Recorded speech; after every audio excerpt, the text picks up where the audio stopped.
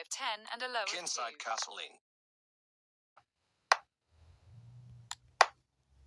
So we had a morning of 2 games where I got beaten, but depending who beats you, you could win back 2 games and still have a higher rating than you started with at the beginning, which is what happened here. I got 10 points of rating actually from winning 2 games as losing 2 games, just because of the different disparity in chess ratings, which I've explained in other videos, but chess ratings are complicated and a bit weird. So it's going for my rook, but you've got to ask yourself, after I've taken this bishop, Definitely have a bit of that. is a rook worth a bishop and a knight, which I could now take as well? Is that really your idea? I'll have that. It's not just that, but that knight was guarding an important pawn, so after he does this, Check. I've now got this. And now I've got a revealed check. Watch Check. the beauty of this. That wins his queen. See what happens to thieves. It's over. Bar the shouting. It's over. Watch it finish, though.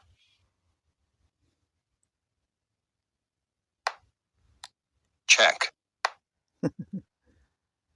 Hilarious. Check.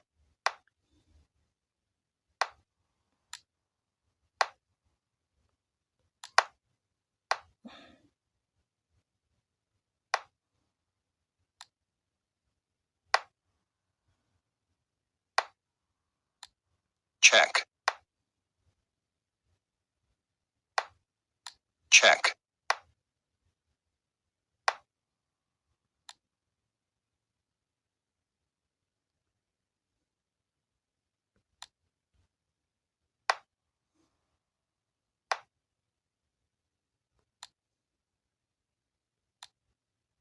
Check.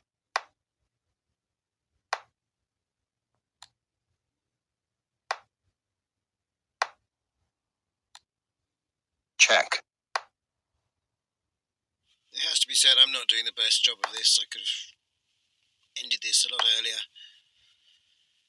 When you've just got so much Check.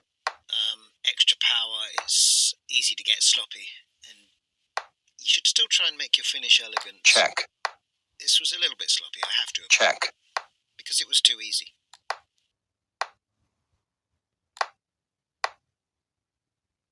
Check. Check. Checkmate. What kind of a madman was that? More to the point, what's the time in Bangladesh? It's in the middle of the night. Are they drunk?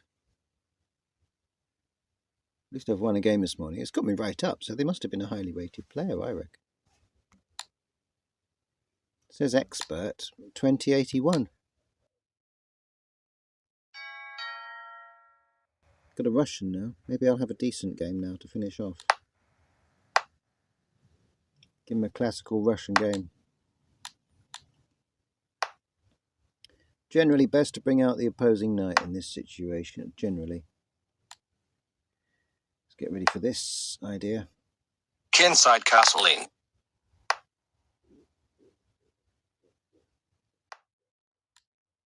Kinside Castling. It's looking like a very classical game.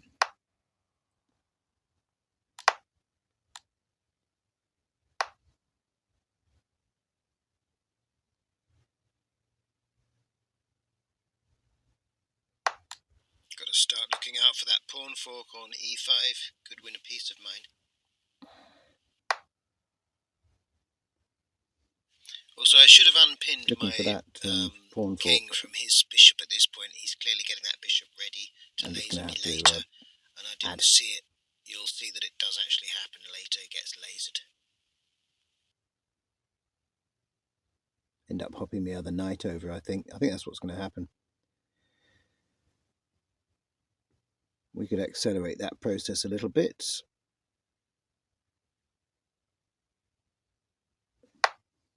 No, we don't need to. He's going to do it. It somewhat defangs my bishop, so I want to break through with the bishop now. That is not an issue really at all. Especially if I do that. And next comes my foolish move.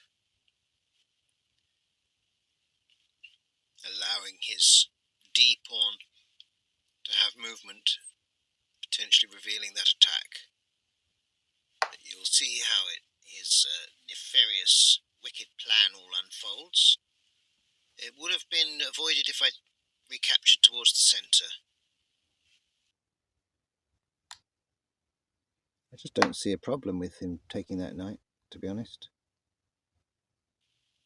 I was too busy thinking about getting my own fianchetto bishop there.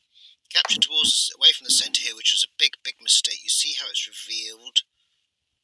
You see how it's revealed that line towards my king now on his light coloured bishop.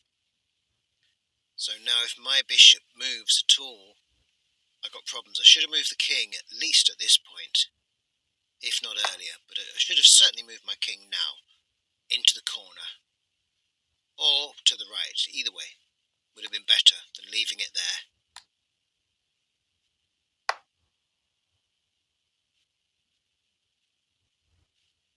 Trying to shake this bishop. I wanted to get my pawn. I was hoping I could get a nice row of 3 pawns back here. That would be, if he'd taken my knight there, I would have had lovely, perfect 3 pawns. And then, of course, I did. This was the big mistake. This was the error.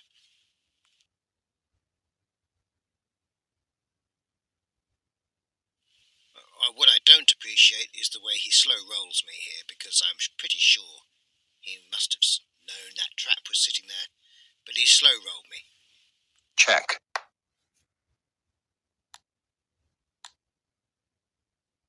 What? What? Oh, you up. I didn't see that. Why'd you take so long to do that then? You had that so well planned, you bugger. But I'm going to recapture with the rook because I like the fact that I still keep a row of pawns going. Yeah, it seems to me very likely now. He's just going to try and trade off every single piece till he's got that single piece advantage. Basically becomes massive at the end. So I was expecting fully that he would now take that knight just to trade material off, which is what you should do really when you've got a piece advantage.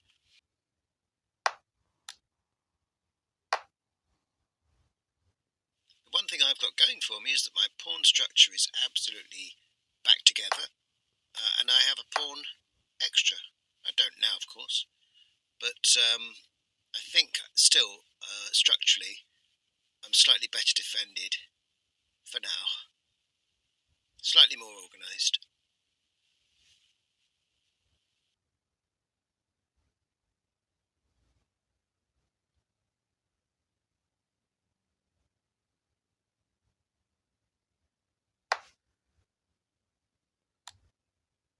This retains that single pawn advantage, which is one of the main advantages I've now got, really. I have to make the most of it.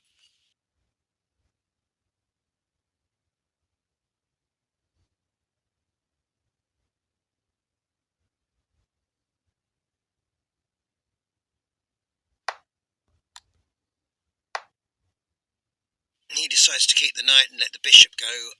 I'm pretty sure he knows I would have taken that knight otherwise, because obviously I can stay on the opposite colour squares from his bishop if I get rid of his knight, but his knight can stalk me on all colours of squares and do all sorts of nasty forks. So generally you'd want to keep a knight rather than a bishop, it's given the choice at the end. I'm not sure if I should have perhaps moved my c-pawn up to defend that rook instead of allowing this to happen, because a row of pawns can block out rooks. They can't block out the queen, but they can block out the rooks.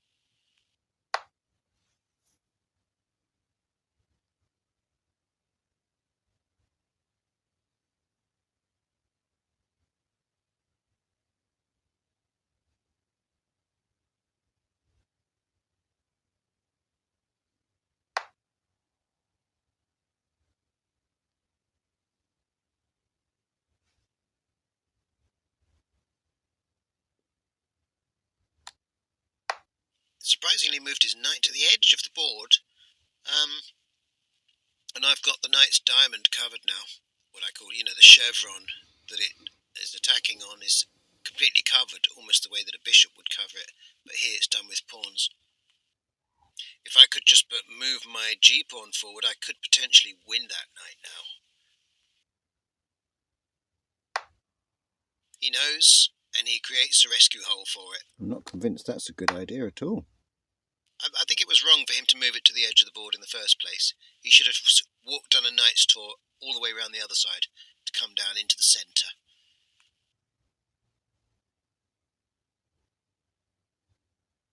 Could win the knight in a minute.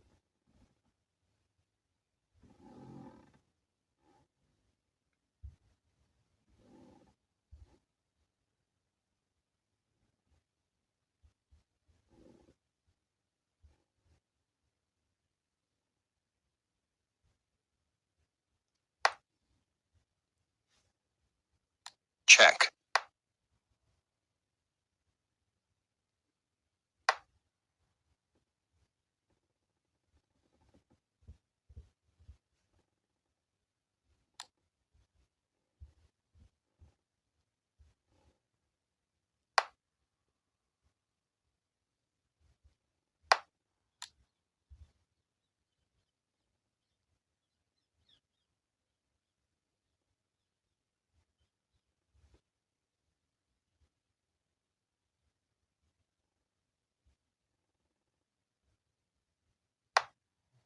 Go there.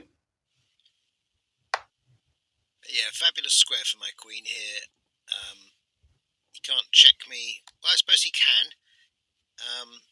But I'm keeping my king away from the... I don't want my queen in line with my king on the diagonals, because then he could have forced an exchange of queens. And I need to keep this queen. I need to kind of keep hold of this queen in this situation.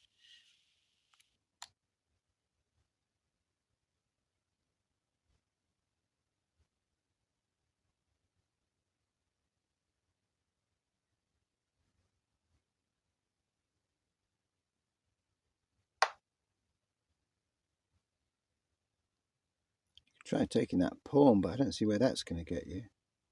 If he takes my pawn, I take his knight. This is a passed pawn. This is something you have to be very... This is a big danger now. But I've now got access to his back rank. Check. I'm not going to look a gift horse in the mouth there. And now his king's in line with his queen. If I could just get my rook to do a check on his queen, I could win that queen, you know. Didn't happen, but I can at least eat some pawns in the meantime. Try and prevent him from getting another pawn home. Check. And now I do want my queen to be on the same colour as my king, because he hasn't got any pawns left that he can anchor his queen onto to force an exchange. You can only force the exchange if you can anchor that queen onto something as you check with it.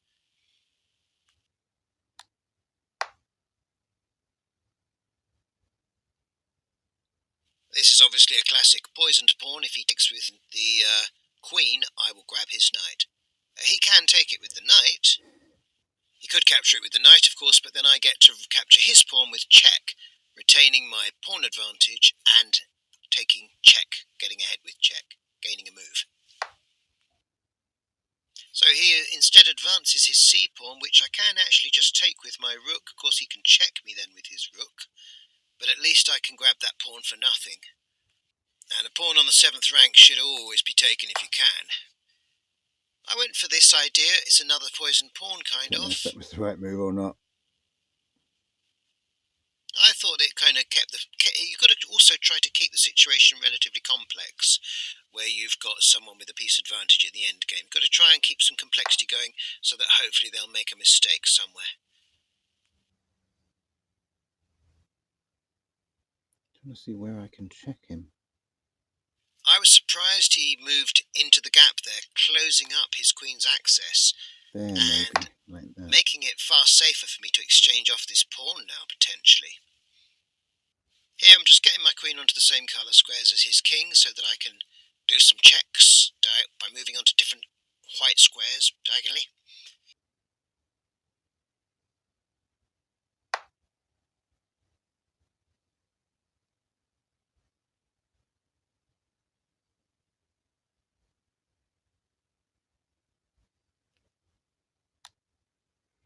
Let's get rid of that pawn quick before it becomes a problem.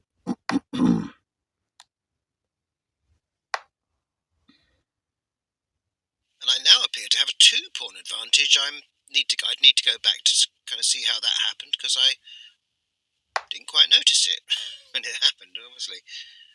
His rook and his queen are not Check. coordinated here. I might be able to make some capital on this. His king's also not that safe there. And we see the fork coming up now. You can see that it's there.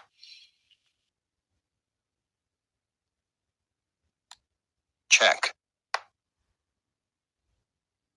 This is the winning move. Queen fork, queen in the centre of the board. Impossible for him to win really now. But it still takes us time to play out. I have somewhat redeemed myself today. Check.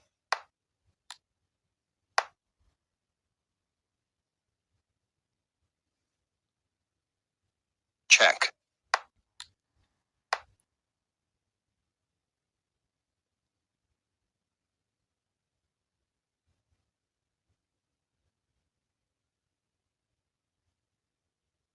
He has no checking squares. None.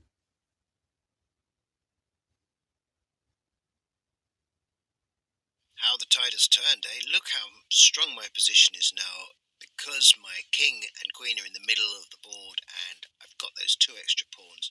Those tiny little pawns now make a massive difference. Check. And here comes the forced exchange of queens. That's it, I gotcha.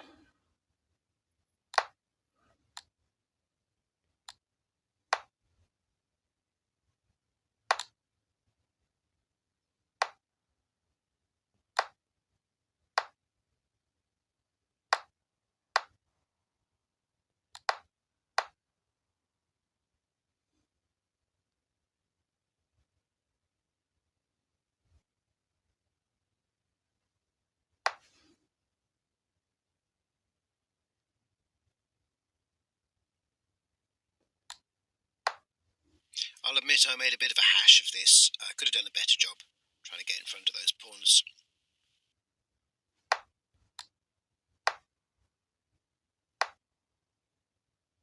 Check.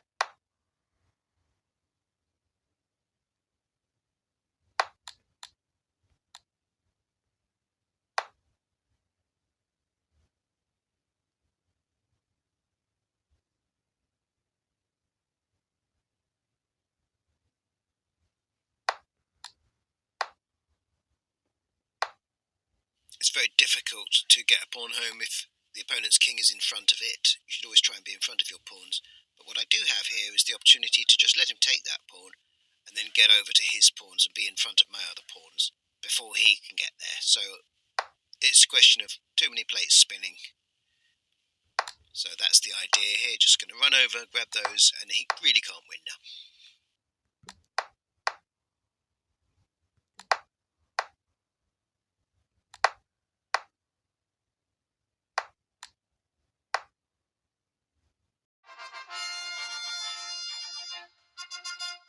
We beat the Russian. We beat the Russian. Where does it get me to, though? Tough morning. Tough morning of chess. My God, that was tough. 1986. I think that's about 10 points increase today. Good.